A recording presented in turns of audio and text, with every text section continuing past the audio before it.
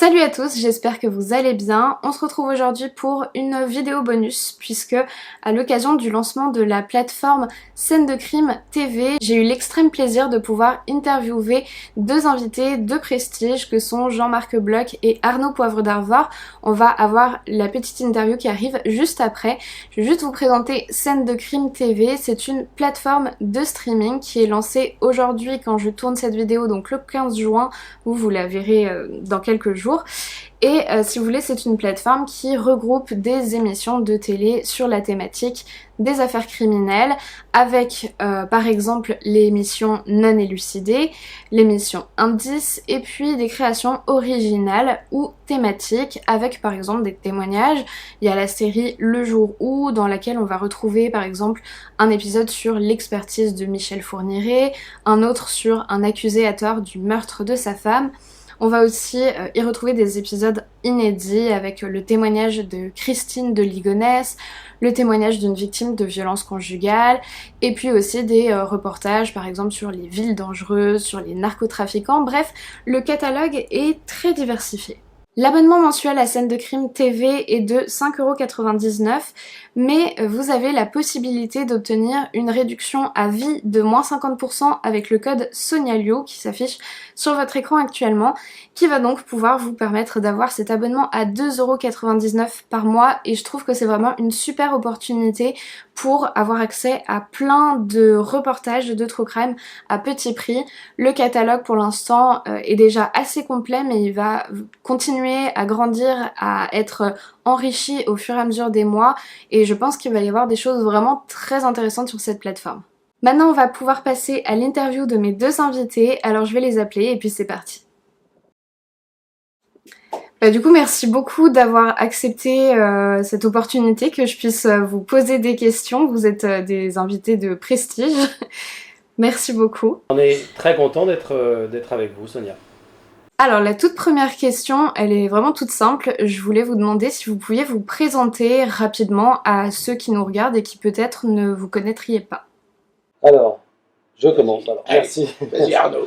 Donc, je m'appelle Arnaud Poivre d'Arvor, je suis journaliste, producteur. J'ai 49 ans maintenant. Qu'est-ce que je peux vous raconter? J'ai créé une société de production en 2003 qui s'appelle Far West Productions.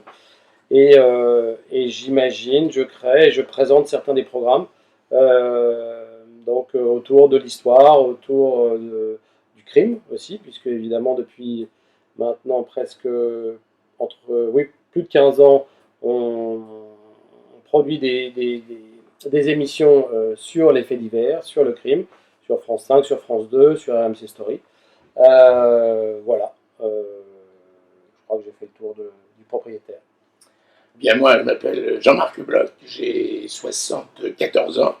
J'ai été policier pendant 40 ans, commissaire de police. J'ai dirigé un certain nombre de services de police judiciaire, la BRI, l'état-major, la DRPJ Versailles. Ça m'a permis de connaître un tas d'histoires, un tas d'affaires. Je suis à la retraite depuis maintenant 14 ans. Et j'ai rencontré Arnaud il y a 13 ans. Et c'est à ce moment-là que nous avons travaillé ensemble pour fabriquer cette émission qui s'appelle Non élucidée. Puis en parallèle, j'écris quelques bouquins, je donne des cours, notamment des cours de criminologie à l'université permanente de Nantes. D'accord. Alors, question pour tous les deux, je voulais savoir à quel moment et qu'est-ce qui vous a poussé à orienter votre carrière vers les affaires criminelles? Alors moi c'est un peu différent. On va commencer par Jean-Marc, dont c'est le véritable métier, dont ça a été le métier. Alors, moi je suis rentré dans la police un peu par accident. J'étais jeune, j'avais 22 ans. Il fallait que je gagne ma vie, je ne savais pas très bien quoi faire. J'étais étudiant en psychologie à l'époque. Et puis la préfecture de police recrutait des officiers de police adjoints contractuels, c'est-à-dire sans aucun diplôme, sans rien du tout. Donc j'ai rempli un papier, j'ai signé. On m'a confié sans aucune formation préalable une arme, une paire de menottes, et je me suis retrouvé dans un commissariat de police à Montreuil-sous-Bois. C'était en 1970. C'est comme ça que j'ai commencé ce métier. Très vite, je me suis aperçu que c'était un métier passionnant, parce qu'il touchait les humains. Nous étions des humains au service d'autres humains, et sentiment de servir à quelque chose, ou du moins d'essayer de servir à quelque chose. C'est comme ça que je suis resté dans cette maison pendant 40 ans. Voilà, et moi ça n'a jamais été mon métier. En revanche, grâce à Jean-Marc, je le vis d'une certaine façon, grâce à son expérience, grâce à tout ce qu'il nous dit, nous décrypte en permanence dans nos émissions. J'ai décidé de consacrer des émissions aux faits divers, maintenant, donc je le disais, depuis plus de 15 ans, parce que j'étais pas forcément très passionné par les affaires criminelles, par les histoires, mais au départ, ce qui m'intéressait, c'était tous les gens qui travaillaient, les coulisses de l'enquête, voilà, le métier de policier, pourquoi pas aussi de médecin légiste, enfin voilà, de plein de corps de métier. Et je voulais comprendre comment ces gens-là vivaient, quel était leur rapport effectivement à ce métier qui est quand même difficile. Voilà, et puis une approche très humaine en fait de cette sphère. C'est ça qui m'intéressait tout d'abord. Et c'est ce qui vous a réunis, du coup, parce que vous dites un petit peu cet même intérêt pour finalement la psychologie et l'être humain. Je crois tout à fait, on s'est réunis, comme vous dites, par hasard. C'est parce que Arnaud avait eu l'idée de cette émission. Il s'était adressé à la Direction générale de la police nationale pour trouver un flic qui puisse décrypter les choses quelque part. Et ma foi, on lui a soufflé mon nom. C'est le directeur général de la police nationale de l'époque, qui avait été mon adjoint, qui lui a soufflé mon nom dans le creux de l'oreille. On s'est rencontrés rapidement. Et je crois que le courant est très vite passé, parce que tous les deux, c'est vrai qu'on est très attirés par les choses humaines, par les aventures, par les histoires humaines.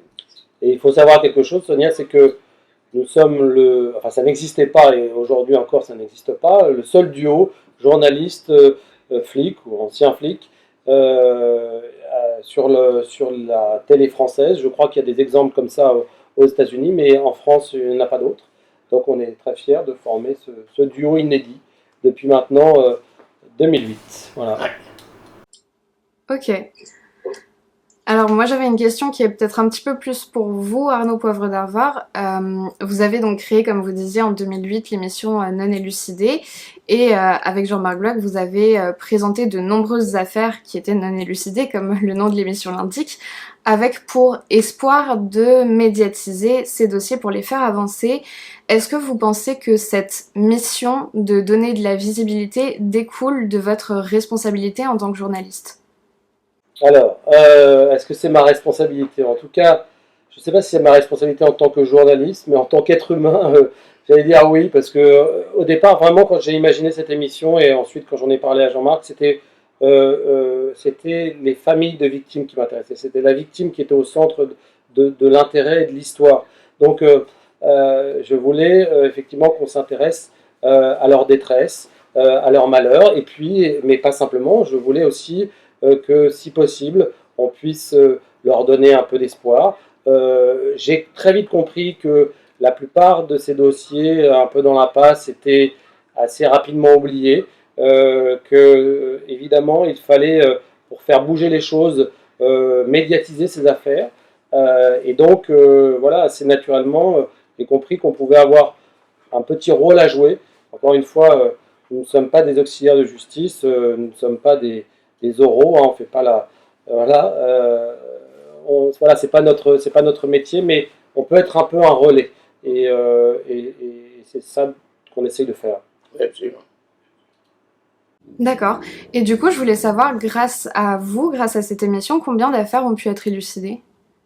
Alors, ce que je dis, c'est que très régulièrement, on reçoit enfin en tout cas les services d'enquête reçoivent des témoignages plus ou moins intéressants, mais très souvent des nouveaux témoignages qui permettent de réorienter les investigations, et donc de faire avancer l'enquête.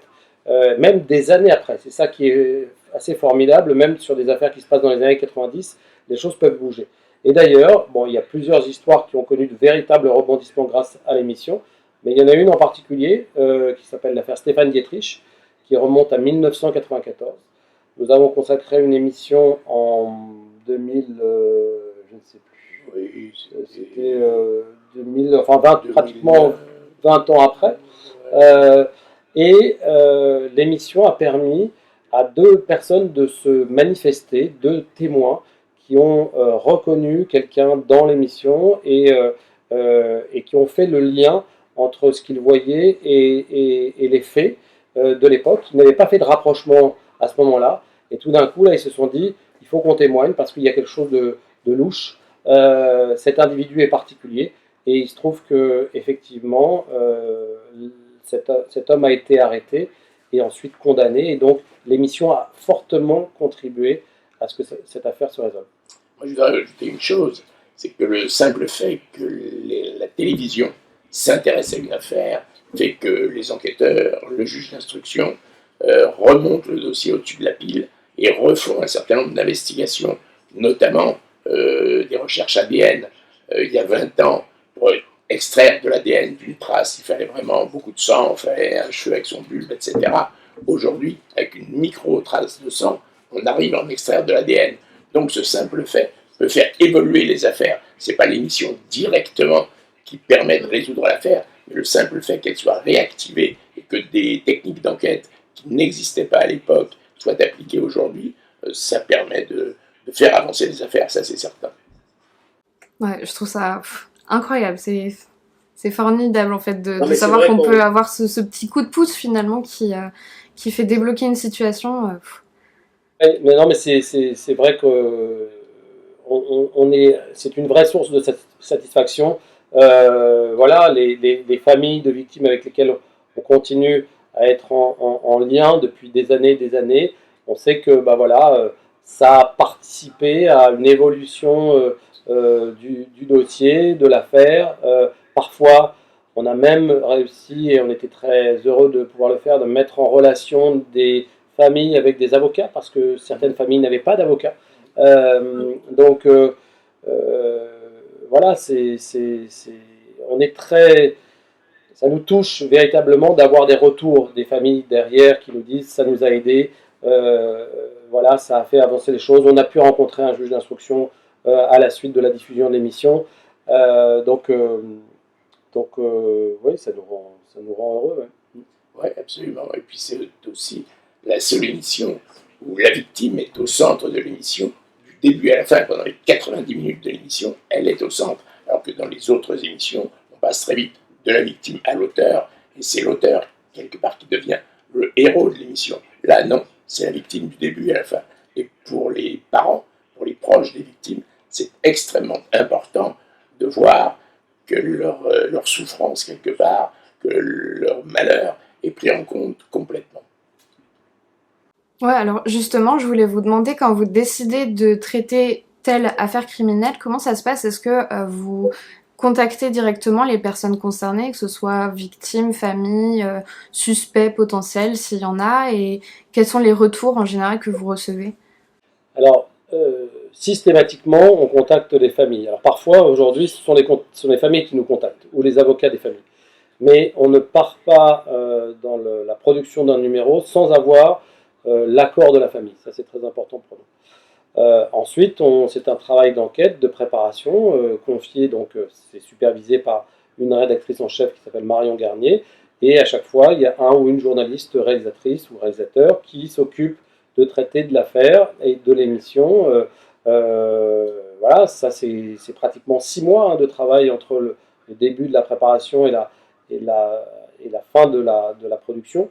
Donc voilà, ce travail-là, c'est un travail journalistique, c'est un travail d'enquête, c'est essayer évidemment de comprendre le dossier le mieux possible, d'interviewer le plus d'acteurs possible de l'histoire, avec parfois des gens qui ont été effectivement suspectés, des gens qui ont pu être en garde à vue, mis en garde à vue, parfois mis en examen aussi, parfois. Donc voilà, avec un souci quand même constant de préserver, enfin en tout cas de faire plus qu'attention à la présomption d'innocence. Voilà, ça c'est quelque chose sur lequel il faut être très vigilant.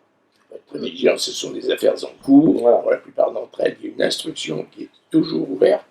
Donc faut effectivement faire attention à ce qu'on fait. Mais je crois qu'on fait réellement attention à ce qu'on fait. On ne cherche jamais à faire du sensationnalisme. On essaie d'être au plus proche de la réalité des faits. D'accord. Alors, j'ai une question que je me pose depuis très longtemps, du coup je suis super contente d'avoir l'opportunité de vous la poser à vous. Je me demande, qu'est-ce qui, selon vous, du coup, fait qu'une affaire criminelle va être extrêmement médiatisée, contrairement à d'autres qui restent un peu à l'état de faits divers régionaux? Ça dépend de l'actualité. Parfois, il y a ce qu'on appelle des creux. Et donc, voilà, on ne sait pas, mais il se passe beaucoup moins de choses en politique, à l'international. Et puis, il y a cette affaire qui arrive. C'est très souvent, c'est vrai que c'est un peu inexplicable. Ça dépend aussi du profil de la victime. Souvent, ça touche souvent des jeunes femmes ou des enfants. Et hein, ces affaires-là deviennent assez rapidement médiatiques.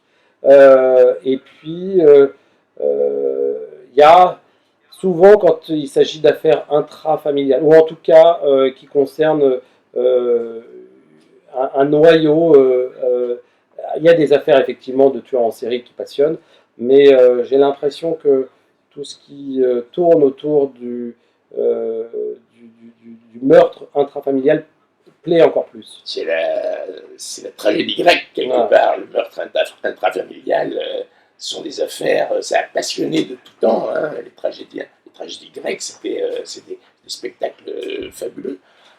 C'est vrai que des affaires comme l'affaire de Villemain, Grégory Villemain, Dupont de Ligonnès, etc., c'est forcément, on est dans l'extraordinaire. Ouais, effectivement. Là, c'est intéressant ce que vous dites parce que du coup, j'imagine que ça veut dire que peut-être le public va un peu s'identifier aux victimes. Exactement. Mais bien sûr, dans la plupart des affaires criminelles, dans les affaires des crimes de sang, les victimes, les auteurs, ce sont des gens parfaitement ordinaires. Et c'est le crime, c'est l'homicide qui fait basculer des gens dans la vie ordinaire, dans la vie extraordinaire. C'est hélas la mort qui les rend connus quelque part. Et on touche au tabou ultime, c'est-à-dire de prendre la vie de quelqu'un, de tuer quelqu'un. Donc ça, c'est vrai que ça interroge sur beaucoup de choses, sur la psychologie humaine, sur le passage à l'acte. C'est vrai que voilà, beaucoup de gens se posent cette question, comment a-t-il pu tuer toute sa famille alors qu'a priori c'était quelqu'un de normal, gentil, bon avec les siens, et tout d'un coup il bascule dans quelque chose. Donc tout ça fascine. Et effectivement, il y a de plus en plus de gens qui s'intéressent à ce genre d'affaires. Les plus grands auteurs se sont intéressés au crime. Roland Barthes, Joseph Kessel, enfin il y en a plein qui se sont passionnés pour le crime. C'est vrai qu'il y a quelque chose de ce basculement de l'ordinaire vers l'extraordinaire. C'est quelque chose de très curieux. Et puis on va dans l'intime de la vie. On va dans le profond de la vie, on va dans les faces cachées de l'humain. Et c'est vrai que ça fonctionne depuis très nombreuses années, depuis plus d'un siècle, depuis l'apparition de la presse populaire à la fin du 19e siècle. Voilà, il y avait déjà des affaires qui étaient racontées, feuilletonnées et qui passionnaient les lecteurs. Voilà, à partir du moment où la presse s'est adressée à un public très large, et ben, ce type d'histoire a très vite passionné les gens. Je crois qu'à l'époque de la bande à Bono, le Parisien, qui existait à cette époque-là, tirait à plus d'1 million d'exemplaires. Aujourd'hui, pour un journal, c'est inconcevable. Mais oui, c'est exceptionnel, quoi. Oui, c'est clair que j'entends souvent dire que le crime est à la mode, mais je suis pas certaine en fait, parce que quand on regarde l'histoire, ça a toujours intéressé. Absolument, vous avez raison, c'est pas juste. Alors aujourd'hui, il y a de plus en plus d'émissions, c'est vrai, sur toutes les chaînes et puis sur YouTube aussi, mais c'est un phénomène qui remonte à il y a bien longtemps, bien longtemps. Alors j'ai une question pour vous, Jean-Marc Bloch. J'ai vu que vous aviez dirigé l'enquête sur la disparition de la petite Estelle Mouzin, et Michel Fourniret était un suspect très important dans cette affaire, mais il est décédé il y a 1 mois. Est-ce que vous pensez que ça va avoir des conséquences sur la poursuite de l'enquête? Peut-être qu'on pourrait espérer que Monique Olivier se mette à parler, par exemple? Alors, j'ai dirigé cette enquête, les 3 premiers mois de cette enquête, de janvier au mois de mars 2003. Puis ensuite, j'ai quitté Versailles. Donc, si vous voulez, Fourniret n'est apparu dans cette affaire qu'au mois de juin suivant. Donc, je ne connais pas spécialement, particulièrement, l'aspect Fourniret de ce dossier. Mais bien sûr que le fait qu'il soit mort modifie un tas de choses. D'une part, l'action publique en ce qui concerne est éteinte, parce qu'on ne peut pas poursuivre les morts. D'autre part, c'est vrai que ce qu'il détient de la vérité, on ne le saura jamais. Dans les affaires criminelles, la plupart du temps, il y en a deux qui savent la vérité. La victime, on l'a fait parler par l'intermédiaire de la police technique et scientifique. Là, ce n'est pas le cas parce que le corps n'a pas encore été retrouvé. Et puis il y a l'auteur qui connaît aussi la vérité. Il lui parle au cours de sa garde à vue. Là, il n'y a plus de garde à vue possible puisqu'il est mort. Alors il y a effectivement un témoin qui est Monique Olivier. Est-ce qu'elle dit la vérité? Est-ce qu'elle dit sa vérité? Est-ce qu'elle dit une vérité qui l'arrange? Ça, j'en sais strictement rien. Ouais, c'est compliqué. Une autre question pour vous deux, du coup, il m'arrive parfois de lire des commentaires de personnes qui pensent que les reportages qui traitent d'affaires criminelles sont déplacés ou voyeuristes. Qu'est-ce que vous en pensez et qu'est-ce que vous auriez à répondre à ces remarques? Alors, je dis que parfois, ces gens ont raison. Parce que ça tout dépend de la façon dont on traite ces histoires, de la rigueur journalistique, effectivement, de plein de choses, de la pédagogie qu'on peut injecter aussi dans le traitement de ces histoires. Voilà. Je pense que toutes les émissions ne sont pas à mettre sur le même plan. J'espère qu'on fait partie du haut du panier, en tout cas. Mais c'est vrai qu'on s'adresse forcément, voilà, c'est quelque chose de fascinant, qui provoque aussi de la répulsion. On est sur une matière sensible, hein, c'est évident, mais à nous de bien la traiter avec respect aussi. On est sur une matière sensible, c'est vrai. Mais ce que je peux vous dire, c'est qu'on a beaucoup de lettres, beaucoup de mails, de remerciements des familles des victimes après la diffusion de l'émission. On est resté en contact d'ailleurs, même avec le père de Jeanne Coulon, qui est la première, c'est l'histoire, la première histoire qu'on ait racontée au cours de Non élucidé. Donc si vous voulez, le tout, c'est vrai, c'est dans le traitement des affaires qu'il faut faire attention. Il ne faut pas essayer de faire du sensationnalisme à tout prix, surtout pas. Vous avez des conseils justement sur ce qu'il faudrait éviter ou ce qu'il vaut mieux faire? Comme vous disiez, je pense que c'est placer les victimes au centre du récit.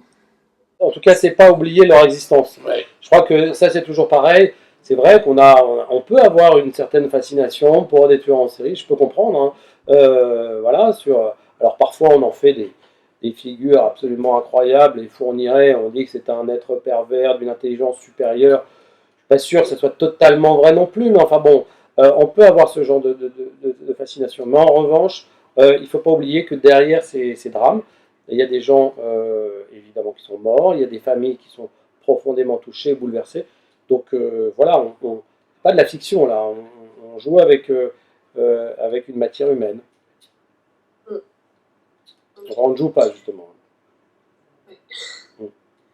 Alors moi personnellement en ce moment je suis en train de travailler sur une série de vidéos sur la fusillade de Columbine qui montre je trouve bien à quel point la médiatisation de cette affaire-là a pu avoir des répercussions sur la société et pas que positives parce qu'on sait qu'elle a entraîné des phénomènes qu'on appelle de copycat, donc des personnes qui ont voulu recopier cette fusillade, enfin s'identifier aux auteurs. C'est quelque chose qu'on voit beaucoup moins, je trouve, en France, mais je me demandais si vous étiez déjà, vous, mis des limites concernant certaines affaires en décidant soit de pas du tout en parler ou peut-être d'éviter certains détails. Non, a priori, je ne vois pas d'histoire sur lesquelles on se soit censuré en disant il y a un risque pour que, voilà, parce que si on parle de cette histoire, le phénomène de copycat dont vous parlez, les phénomènes, franchement, c'est très américain. Hein. Encore une fois, là, on est dans une société ultra violente. Vous parliez de la tuerie de Columbine, c'est ce qu'on appelle du mass murder, donc ça n'existe pas en France. Enfin, il y a des actes terroristes, mais de cette nature, enfin, je n'en connais pas. Donc là-bas, c'est autre chose. Encore une fois, notre société, enfin, j'espère en tout cas, peut-être qu'on importe beaucoup de choses des États-Unis, mais ne ressemble pas à la société américaine. On n'en est pas là pour l'instant. Non, on n'en est pas là pour l'instant. Donc, non, on n'a pas eu ce genre de réflexion, en tout cas, je ne crois pas, non. Non, je ne crois pas. En plus, je ne crois pas que. Non, je ne pense pas que ce soit le cas. Je pense pas que. Non. Il y a un risque de ce côté-là, non, je ne crois pas. D'accord. Autre question complètement différente, le fait que vous lanciez votre plateforme de diffusion d'émissions sur le crime, est-ce que ça va changer quelque chose pour vous? Dans le sens, est-ce que vous allez pouvoir faire les choses différemment ou avec peut-être un petit peu plus de liberté qu'à la télévision? Alors, c'est absolument vrai. On va pouvoir faire avec plus de liberté, avec beaucoup moins de moyens, mais dans un premier temps en tout cas, en espérant que les gens s'abonnent progressivement, parce qu'on va leur proposer un contenu de qualité. Et c'est vrai qu'on va, et on a commencé à le faire, à produire du contenu original exclusivement pour cette plateforme. Et on a beaucoup plus de liberté que sur une chaîne de télévision. On est obligé sur une chaîne de télévision de produire du 52 minutes, du 90 minutes, enfin des formats bien particuliers. Alors que là, on peut travailler sur des beaucoup plus petits formats de 5-6 minutes. À nous d'imaginer des concepts astucieux qui ne coûtent pas trop cher dans un premier temps. Et c'est ce qu'on est en train de faire. Et c'est assez génial parce que on doit quand on est producteur, on doit convaincre une chaîne de télévision de dire voilà, on a un concept, il faut absolument que. Donc c'est toujours assez difficile de convaincre Là, il faut juste se convaincre soi-même. Donc voilà, on a une idée, on se dit tiens, ça vaut le coup, on va la tester. Et puis voilà, on a la chance chez Far West d'avoir un petit studio dans lequel on peut faire des interviews, on a des salles de montage. Et on se lance comme ça sur des idées et c'est très excitant. Alors ouais, il y a non seulement un petit studio, une salle de montage, mais quand on tourne des émissions, ce qui est diffusé, c'est très peu par rapport à tout ce qui a été tourné. Il y a des rushs, et ici, il y a des trésors chez Far West, il y a des trésors, il y a des interviews extraordinaires, il y a des sachants, des psychologues, des experts qui ont dit des choses passionnantes qui ne pouvaient pas rentrer dans le cadre de l'émission. Il y a une banque de données fabuleuse qui est exploitable. Je pense que vraiment il y a une richesse et qu'avec avec le savoir-faire qu'il y a, avec de l'imagination, et ici ça ne manque pas d'imagination, ça va faire quelque chose de très très intéressant. Et c'est vrai que Jean-Marc a raison de dire qu'on a des rushs, donc c'est-à-dire tout ce qu'on a tourné pour l'émission mais qui n'ont pas été forcément montés, assez extraordinaires. Et là, justement sur la plateforme, on a mis en ligne une interview d'une heure, alors qu'on n'en a monté que quelques morceaux pour l'émission, de Christine Dupont de Ligonnès, qui est la sœur de Xavier Dupont de Ligonnès. Et ça, je demande aux gens de s'abonner d'abord et ensuite de regarder cette interview parce que c'est absolument incroyable de l'écouter, parler de son frère, de cette histoire, franchement, et c'est assez exclusif parce qu'elle n'a pas beaucoup parlé dans les médias. Oui, c'est vrai. Ah, c'est bon. Vous donnez très envie de s'abonner, donc tant mieux. Non, mais franchement, on est la première plateforme SVOD donc, sur ce segment-là. Donc voilà, j'espère que les gens vont avoir envie de s'abonner parce qu'on a beaucoup de choses et de programmes différents à leur montrer. C'est très complet, c'est très riche. Et petit à petit, on va venir gonfler cette offre de programmes. Ouais, ça semble hyper intéressant en fait de voir que vous avez cette envie de vous diversifier et peut-être d'amener de la nouveauté dans les affaires criminelles qui sont très traditionnelles, j'ai envie de dire, pour l'instant en France. Et c'est vrai qu'avoir des nouveaux formats, et je pense que l'arrivée d'Internet, elle va vraiment faire bouger ça aussi. C'est sûr. C'est sûr. Et un jour, pourquoi pas, imaginer des collaborations avec vous ou avec d'autres. Mais c'est vrai que c'est intéressant parce qu'il faut s'ouvrir aussi si possible, vers un nouveau public qui ne consomme plus forcément la télévision, en tout cas de manière classique. Donc voilà, des plateformes de ce type, tout ce qui est VOD, SVOD, AVOD, YouTube, tout ça c'est passionnant parce que voilà, on touche un public différent. Et même le public traditionnel qui regardait la télévision, aujourd'hui la regarde plus tellement forcément à des heures bien précises, mais la regarde souvent en replay et de plus en plus utilise les plateformes pour consommer du programme. Donc voilà, ça a changé radicalement hein, la façon de regarder des programmes de télévision. Ouais, c'est-à-dire que c'est une évolution qui vous semble finalement logique. Oui, oui, c'est totalement logique. Aujourd'hui, il y a des grosses plateformes de streaming, évidemment Netflix, Amazon, Apple+, Disney+, enfin il y en a un certain nombre. Et à côté de ces grosses plateformes, il y a ce qu'on appelle des plateformes de niche, donc comme la nôtre, mais enfin on estime que c'est plus qu'une niche, le fait divers, mais il y a des plateformes autour de la cuisine, autour de l'histoire, autour de l'armée, enfin plein de choses. Et c'est vrai que je pense que c'est maintenant rentré dans les usages de consommer ce type d'offre. Je crois qu'à travers cette plateforme, bien souvent, le crime, les gens le perçoivent de manière purement émotionnelle.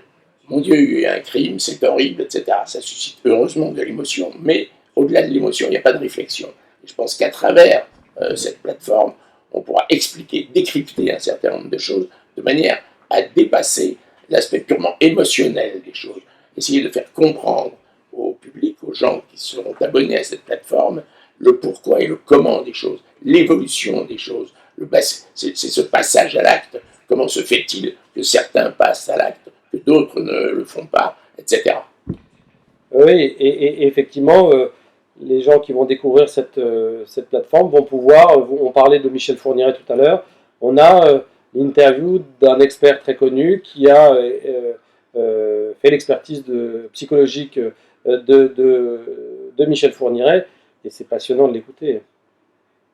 Ouais, mais je pense qu'effectivement, il y a beaucoup de personnes maintenant qui sont dans cette demande d'aller au-delà de simplement connaître les faits. Donc, Exactement. on aura toujours énormément de contenu à produire, à mon avis, pour répondre à cette demande parce qu'elle est très forte. Enfin, moi, je la ressens beaucoup sur Internet et je pense que vous, du coup, vous êtes très bien placé pour savoir qu'elle est très présente. Ouais. Ok, bah écoutez, j'ai plus qu'une dernière question à vous poser et je vous la pose parce qu'on me la pose tout le temps. Donc je pense que ça va forcément intéresser toutes les personnes qui nous regardent. C'est donc à chacun d'entre vous, quelle est l'affaire qui vous a le plus marqué?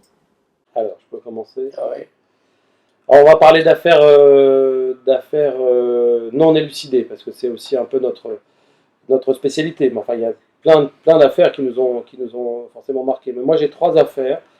La première, c'est l'affaire Jonathan Coulon, qui est la première affaire qu'on a traitée dans Non élucidé, qui est cette histoire de ce petit garçon qui part en colonie de vacances et qui, pour la première fois de sa vie, et qui est enlevé dans la colonie et qu'on retrouve mort quelques semaines plus tard. Il y a une deuxième affaire qui fait l'actualité aujourd'hui, qui est l'affaire Élodie Kulik, qui est cette jeune femme, jeune banquière, qu'on a retrouvée voilà, à moitié, dont le corps a été retrouvé à moitié brûlé sur un endroit totalement, un terrain vague, voilà, à côté de Tertry. Et ça, c'est une affaire qui nous a particulièrement marqué parce que quand on a tourné, c'était en plein hiver.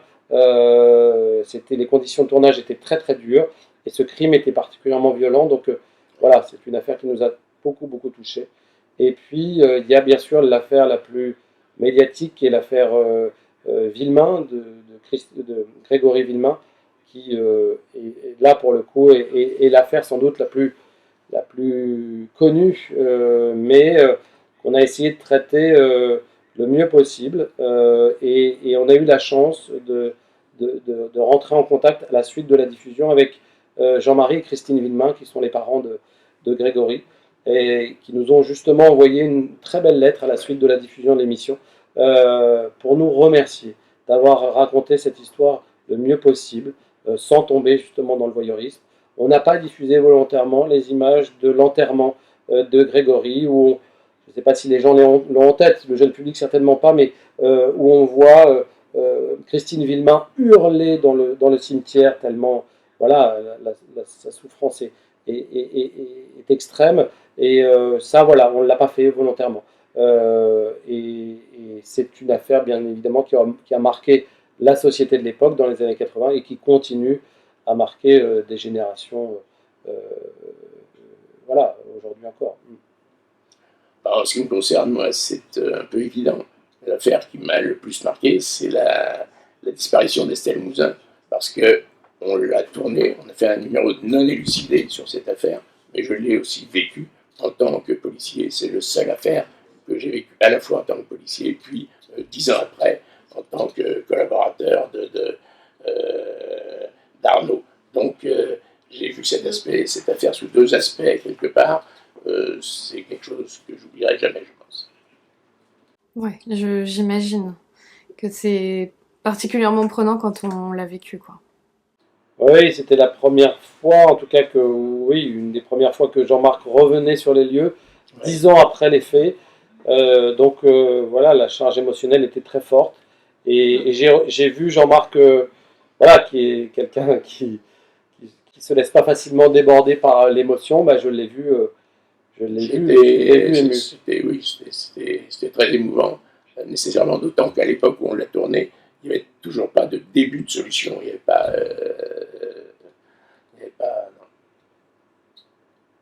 Non. Ok, bah écoutez, merci beaucoup d'avoir répondu à toutes mes questions. Merci à vous. Non, Eh bien, merci. c'était très intéressant en tout cas. Et bah écoutez, je vous souhaite tout le meilleur pour le lancement de votre plateforme. On va suivre ça. Ouais. On va suivre ça, je vais en parler un petit peu à ma communauté là juste après. Et puis bah, je vous souhaite vraiment énormément de réussite dans vos projets. Et puis peut-être qu'on se recroisera. Avec plaisir. Eh bien, merci beaucoup. Merci Sonia. Merci. Au revoir. Au revoir. Au revoir.